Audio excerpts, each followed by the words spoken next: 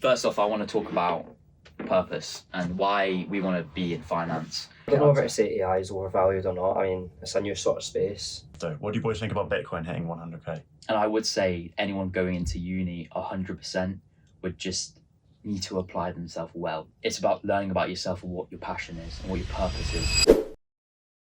Welcome, ladies and gentlemen, to the #1 self-proclaimed finance podcast. My mission with Long or Short is to make finance less dorky, make it more fun and engaging. Our mission is to bring on entrepreneurs, finance professionals, and fellow students to talk about their purpose and vision in finance. And also, we love to talk about the markets, and I want to emphasize, and diversify all our thoughts to get a good translation towards the audience. Nice. So, introduce yourselves, lads. Hi, I'm Bibhu. I'm a second year econ and finance student at Strath. Bit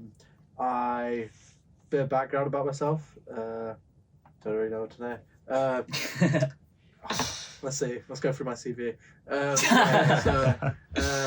Did a spring week, Morgan Stanley.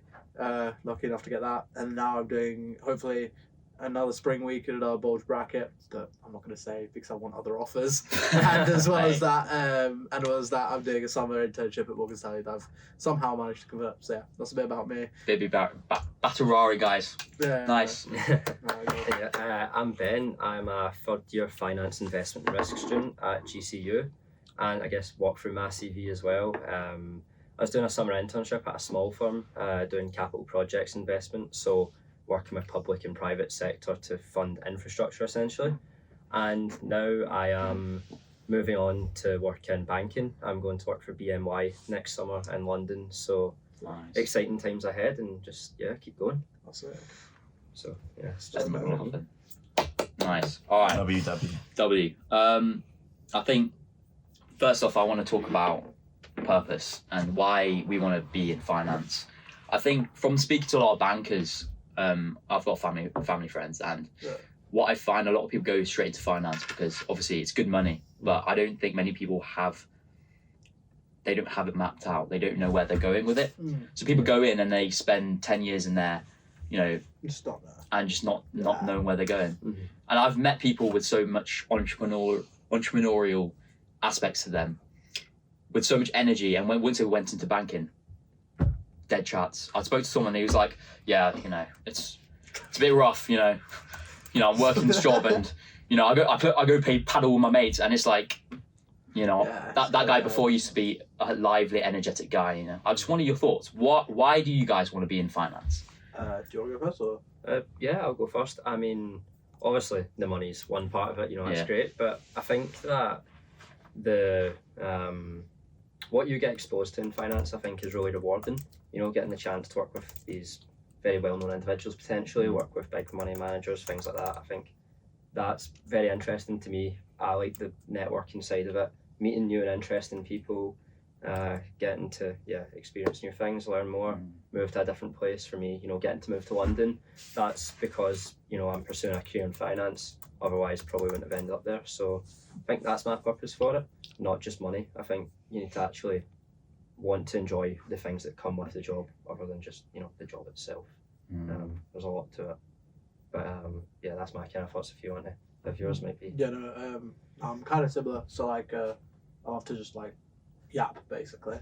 I think finance is just good for me, and I think that's what people just need to realize, that finance is not just so black and white.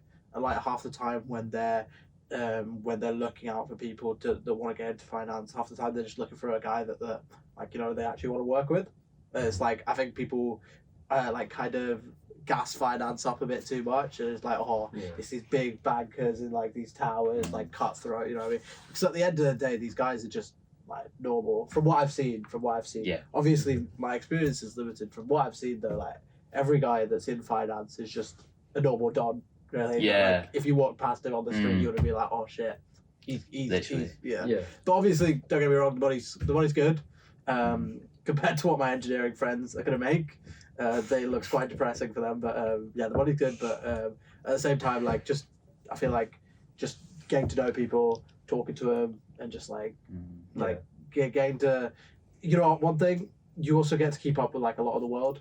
Like all Yeah. this news, 100%. all this news, it's so sick. Like all this news comes into your work. Like we're gonna go into like the Trump thing in a minute. So Yeah. I feel like that and just keeping up with like world events. I've always been interested in that. Like I've always been. It's all interrelated. Yeah, exactly. Like it's all interrelated. And like I don't think you'll find a job like that anywhere else. 100%. That's something that's so in sync with the world and something that also has like a large impact. You're always having to learn more. You always Yeah, have exactly, to do new like, things. It's not you're not going to yeah. get stuck there and just do the same thing for years. There's always new trends, maybe new things you need to learn.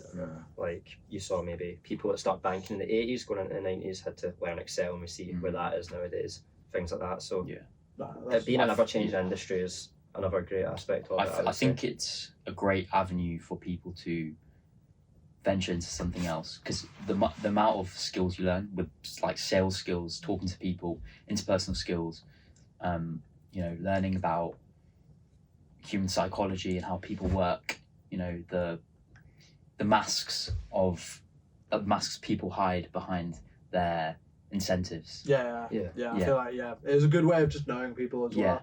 Like the 100%. finance world, you meet a lot of people, very ambitious people as well, and you learn a lot about like just genuinely how humans behave in that, which I also find interesting. But 100%. overall, I feel like, I don't know if you agree with this, but like I don't think you'll find another career where if something happens in Brazil, then that has some effect on your life and what you're dealing with. You know what I mean? If something's kicking off in the Middle East, if something's happening, like it just shit hits the fan, and you're like, okay, cool, this is my job now. Like, I gotta deal with this stuff, and I don't think you'll find that as much, not like that large. And I feel like that's kind of what, you know, people kind of fail to see. Is like it's such a interesting career in that aspect because you've got to keep up with it. So brilliant.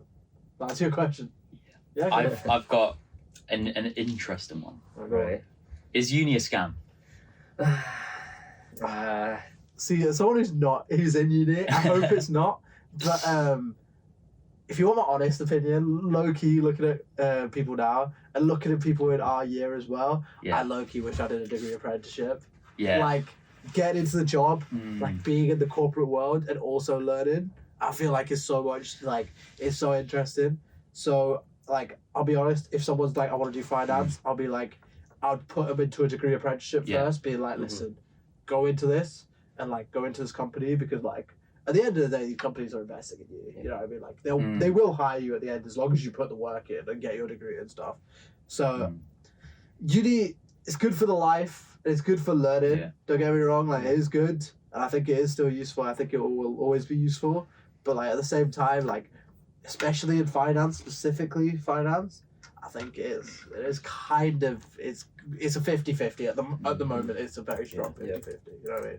Yeah, I think I go with a similar point. I don't think it's a scam, but it gives you a good foundation. I'd say that. I mean, I went to my summer internship, and you know all of the things I've learned there, not even touched on it in uni.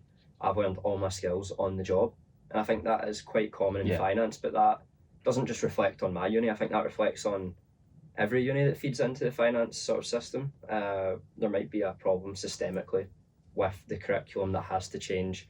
Because, you know, you have people from history degrees, geography degrees, and they're coming in and they can do just as well as me or you doing finance and investment banking. So they're about. It's like, what's the point in studying a finance degree? I think if you want to go into finance, doesn't mean that you have to study a finance degree. Because I'll be so real, like the people I've met, like geography, like modern studies or modern art, like it all comes in together. So I feel like it's really how you portray yourself.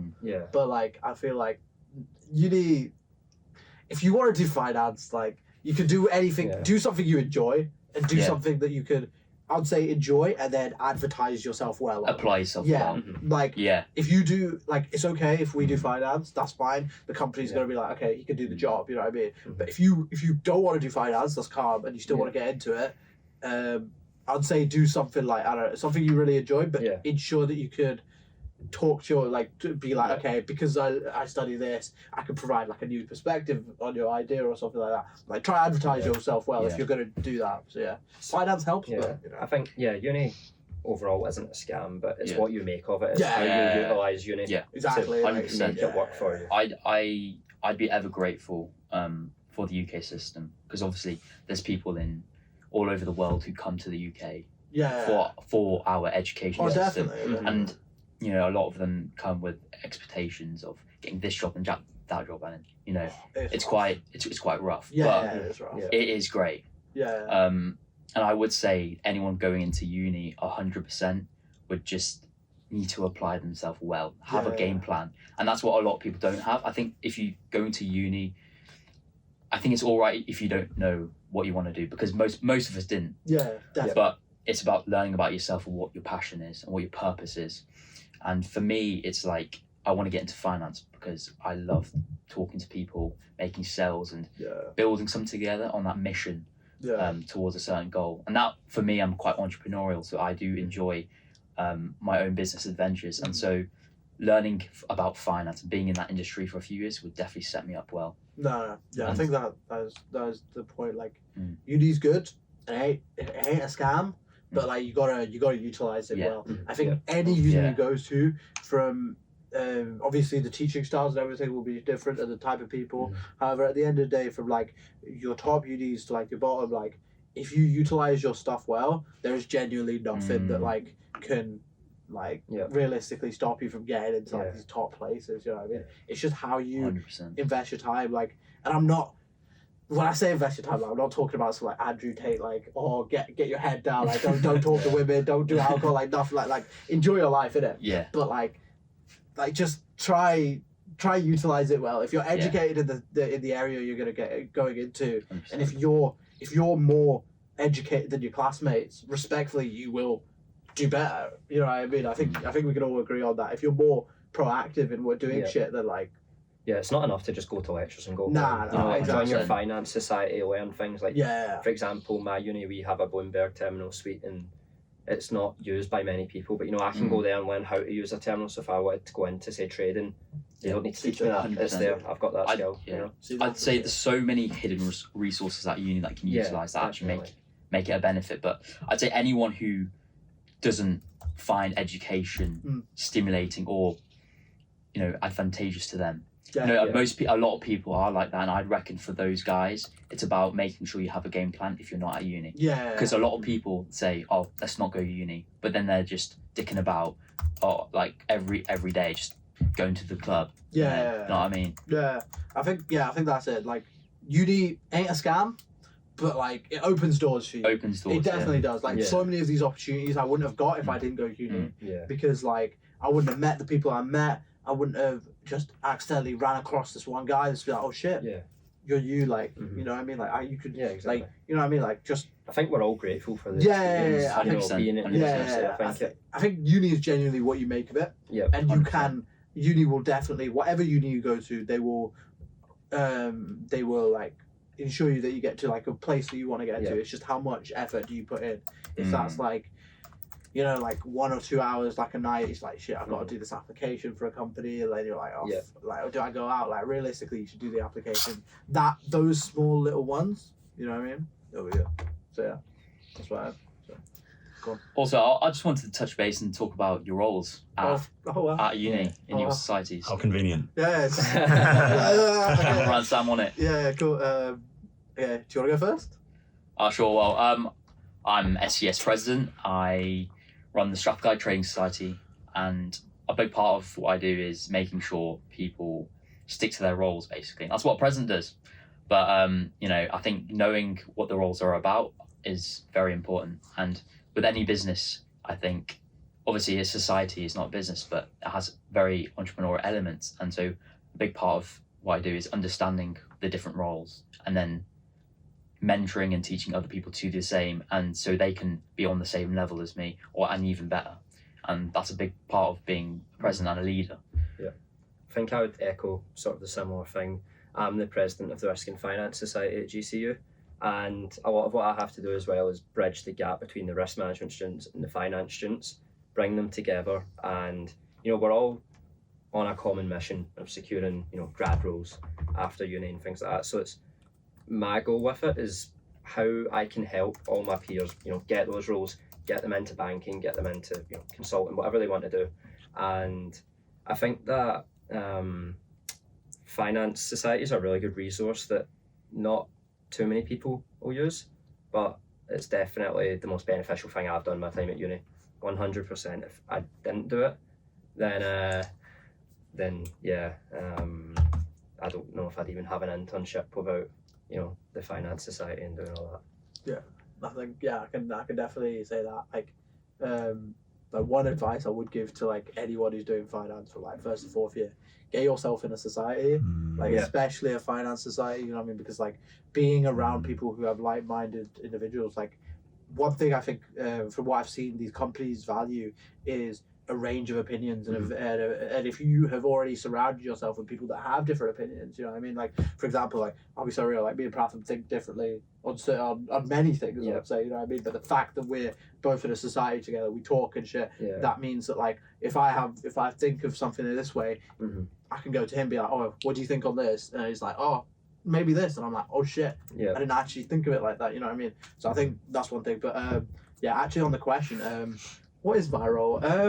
My role, I would say my role is genuinely just I think like setting up events, because the reason why is because like I enjoy networking, so like I love to like just talk to people. So I think like for example, from socials to like actual events, like I'll always have like a mate that like I'm like oh shit, because you always have a mate. Yeah, exactly, yeah, that's what I mean. Like no, because again, like a bit about my background, I didn't specifically want to go into finance. I wanted to go into medicine, and because that didn't work, I just kind of got launched into finance. And then when you kind of open your mind to like finance, you're like, oh shit, like so many people I've met, like they're all in finance. You know what I mean? Like I've like got mates in like so many different fields of finance as well. So I think that's kind of my role, just like trying to link people up and just be like, oh hey, I feel like this mate's gonna be good for you.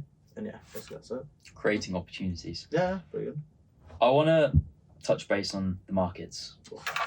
Discuss a bit about Trump and his recent policies and entrance into presidency. I'm happy to take the Department of Government Efficiency perspective, if we want to touch on that a bit. I think what he's doing with that, with Vivek and Elon Musk and stuff, I think it's a much needed thing in America. I might be controversial in saying this, but with the amount of people they have in government jobs, I mean, look at Elon Musk with Twitter. He went in, and how many people did they sack? I think it was potentially in the thousands. Yeah.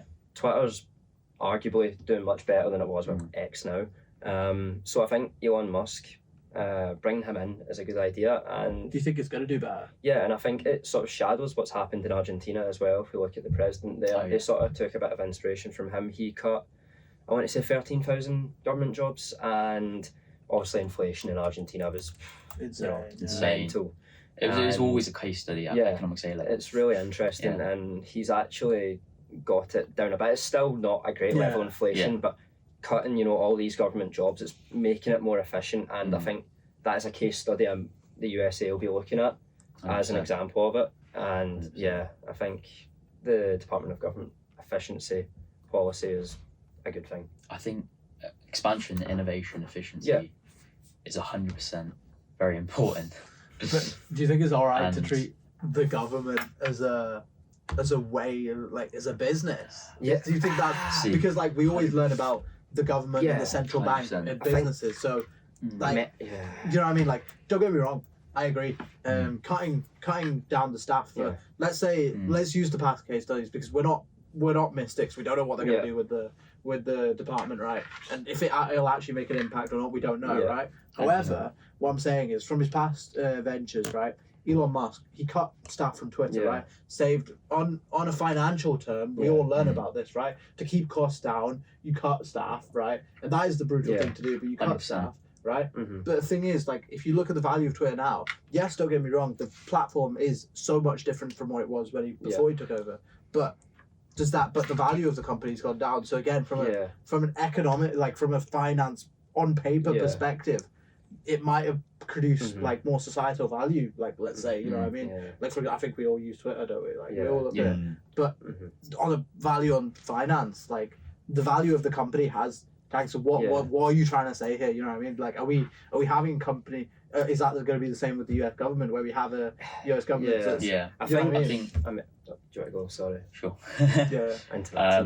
I'd say efficiency is very important, but it's about allocating your time and resources to all the problems. So sure, there's efficiency, but then there's also all the people who are laid off, and it's about allocating jobs for those and making sure there isn't too many externalities created through more efficiency. And so I think it's very important with them being in Doge, DOGE, the Department of Government Efficiency, because that entrepreneurial mindset just creates more efficiency. They have those minds to make a business a lot more efficient and to solve problems a lot easier. This is what I was kind of going to touch on. I think you can't ignore the human aspect of it. You know, people might lose their jobs, thousands of people. I think you can't just be like, oh, that's great. You know, numbers look good on a piece of paper, right? But think about these thousands of people that have families, you know, 100%. going to lose their job. Yeah, efficiency's good, but there's the human aspect. But it'll probably just be a case of like reallocating people to somewhere 100%. else. Now, it won't actually be, they're not just going to fire like thousands of people, Like, but that's what I mean. Like, if they, don't get me wrong, like, what is it? I think that's the way to do it, I feel like. But again, we don't know. But yeah, it might. I don't mind the reallocation because making something more efficient by using the same resources, I would arguably say quite a good thing to do. You know what I mean? It'd mean like a lot of stuff. So, how much do you boys think Twitter affects the market?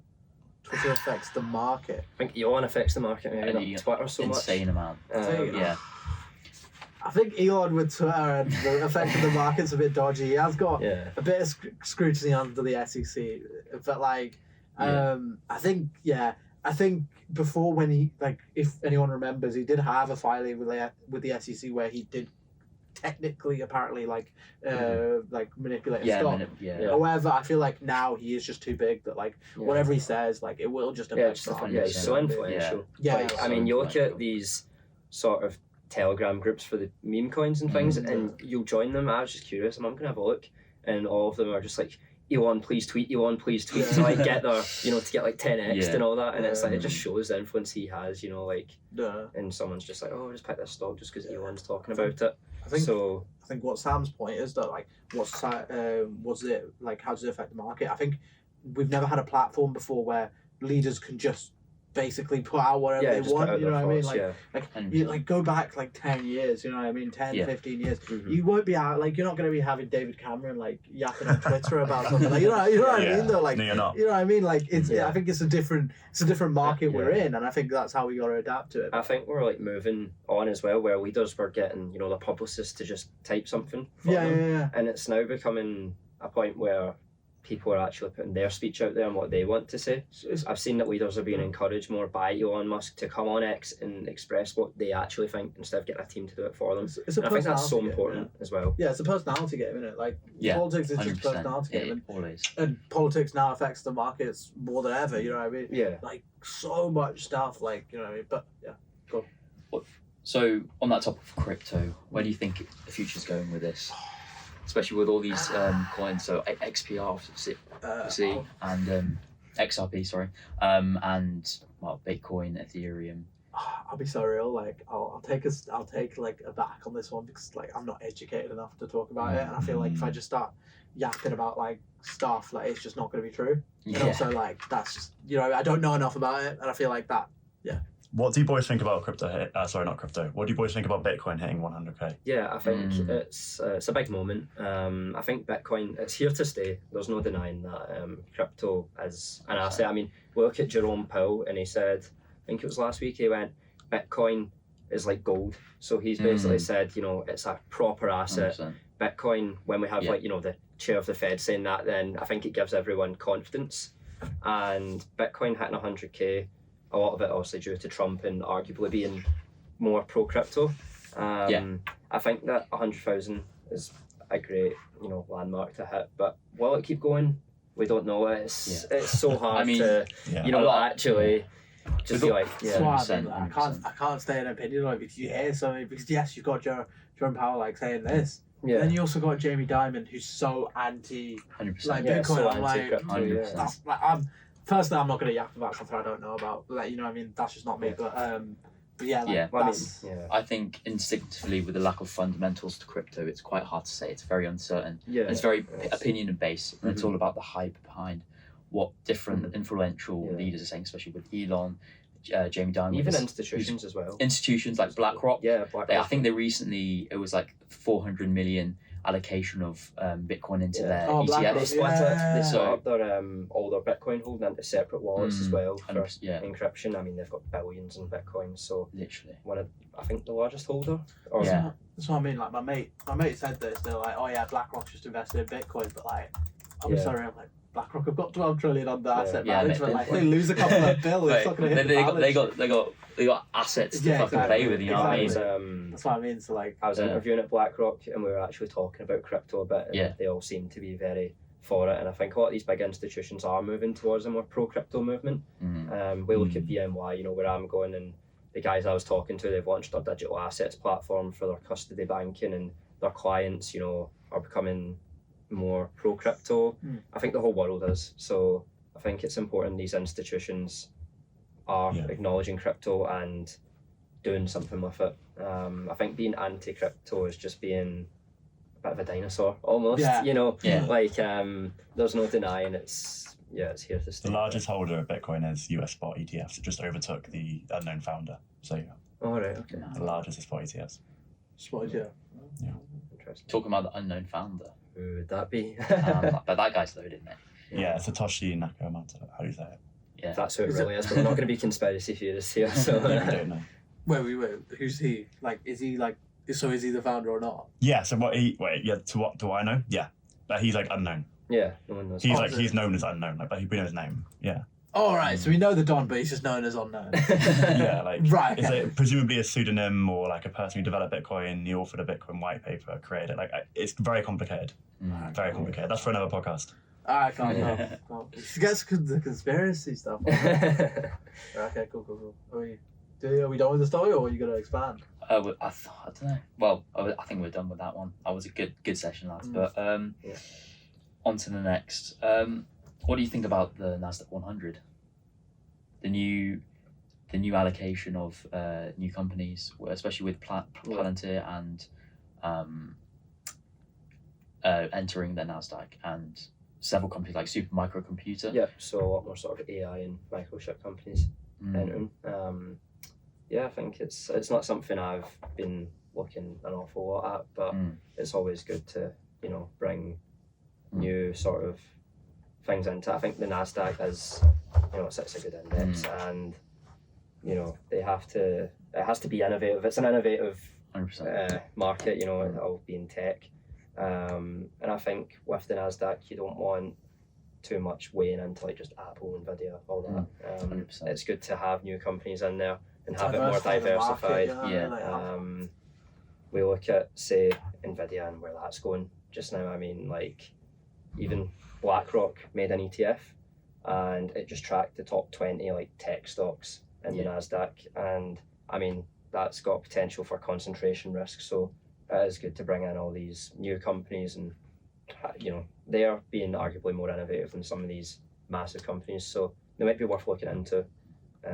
Not financial advice. Yeah. But, None of this is financial advice. but yeah, definitely. I don't know if any of you want to expand on that. Or... No. Do you think AI is slowing down, or where do you think AI is going with this? It's And- like, You know what? I really hope it doesn't.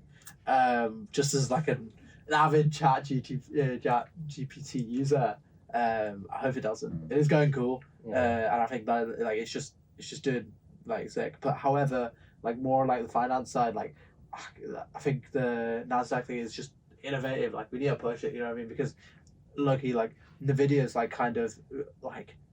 Took over the headlines for like over like a year now, like more, and it's just like having more companies that have the opportunity to like do that and stuff. It is just you know what I mean. It's better like. I mean, I don't Diversify the market. I don't know whether to say AI is overvalued or not. I mean, it's a new sort of space, and it's so rapidly growing that what do we benchmark it to say it's overvalued?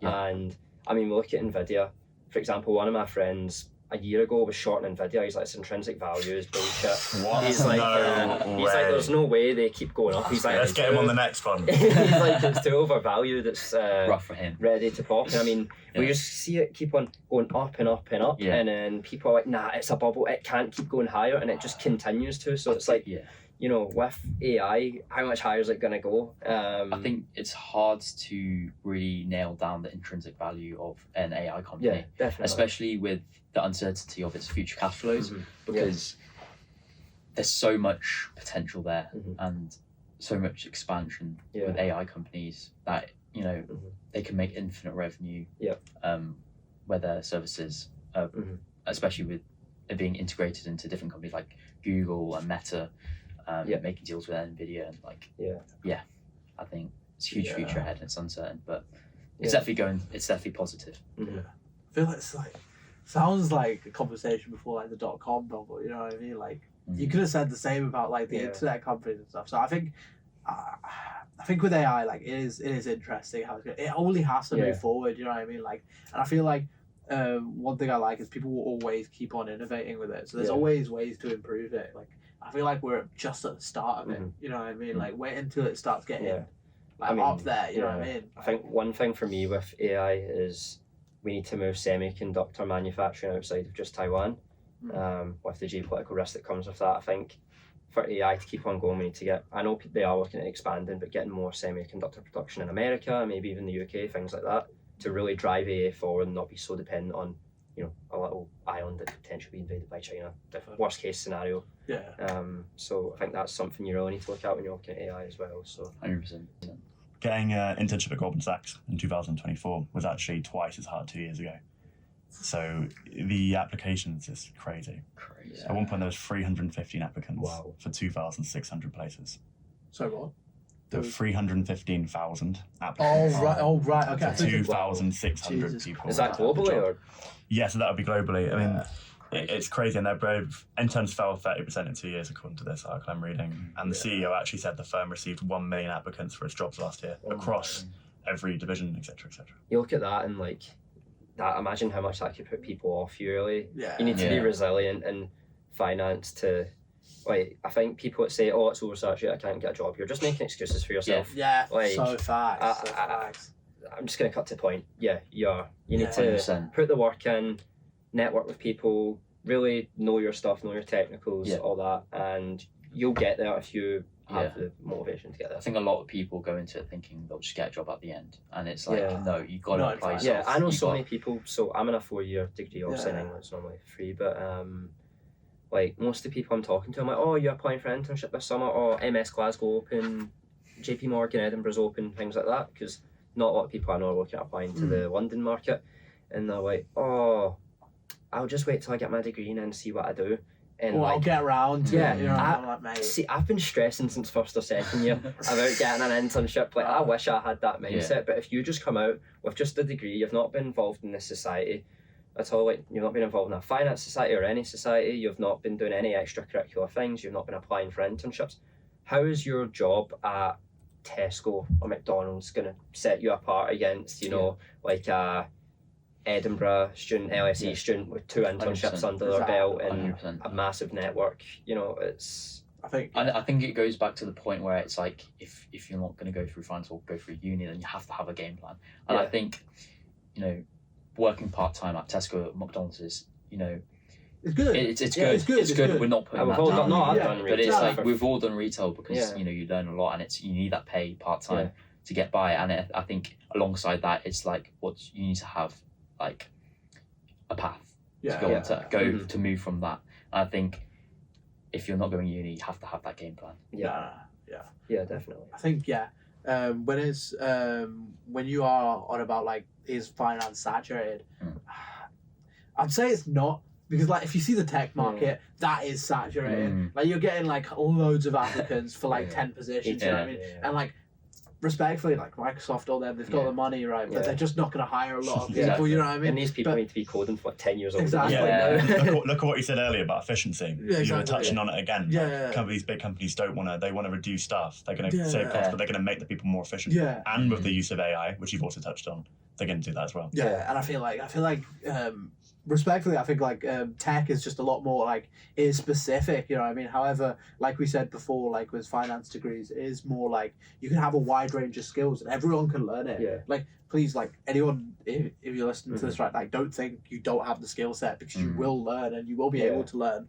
I think that is the best thing about finance. Like you don't need anything to do with, like, we're all interested, but like you don't need to. So like when people say like, is the finance market saturated? No, it's just competitive. Like at the end of the day, like you'd have the same for an engineering job, you know what I mean? Like don't get me wrong, like we're not getting like that many applicants, you know what I mean? But like at the same time, like it's just like, I feel like if you do put the work in and you do like try hard, you will get to the place you belong. Because don't get me wrong, right? You might not be built for Goldman Sachs, but you could be built for Deloitte. Every company looks for a different personality. You know what I mean? Like your Morgan Stanley will not be hiring the same or looking for the same person as your Lazard. You know what I mean? Like and we'll unless you're a hiring recruiter, we'll never know what that actually is. You know what I mean?